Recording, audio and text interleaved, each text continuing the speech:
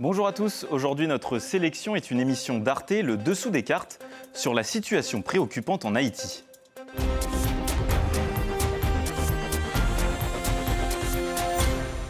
L'île d'Hispaniola a été découverte par Christophe Colomb en 1492. Aujourd'hui, elle regroupe la République dominicaine à l'est et Haïti à l'ouest.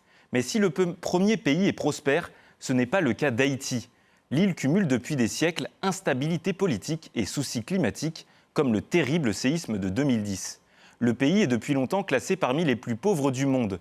60% de sa population vit sous le seuil de pauvreté. Cette situation a favorisé les trafics et la corruption.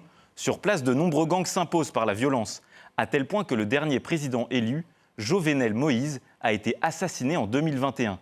Depuis ce drame, c'était son Premier ministre, Ariel Henry, qui gérait l'intérim, sauf que lui-même a fini par jeter l'éponge mardi 12 mars 2024, poussé par les États-Unis.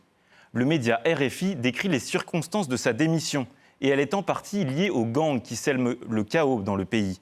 Parmi les chefs de ces bandes, Jimmy Cherizier, un ancien officier de police de 48 ans, s'est imposé comme un acteur majeur. Radié des forces de l'ordre, il s'est reconverti dans le crime organisé. Son gang est baptisé la famille G9. Leurs forfaits vont loin. Des kidnappings, des opérations massacres contre les politiques et des assassinats en tout genre. Rien qu'en 2023, il serait responsable de près de 2500 morts. Le 2 mars dernier, les G9 ont même permis l'évasion de 3700 détenus des deux principales prisons de la capitale Port-au-Prince. Convaincu d'agir pour le bien, Jimmy Cherizier s'est autoproclamé le Robin des Bois des Haïtiens, mais la population préfère l'appeler barbecue car il brûle les corps et les maisons de ses victimes. Selon Ouest France, cet homme est tout-puissant et veut répandre la guerre civile. La crise haïtienne est préoccupante. Déjà 15 000 personnes ont fui la capitale devenue trop dangereuse. Et personne ne sait non plus ce qui sortira de la transition politique à venir.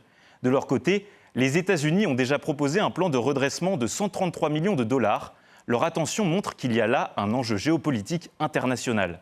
Pour en savoir plus et échanger sur ce thème, retrouvez-nous sur Internet et les réseaux sociaux.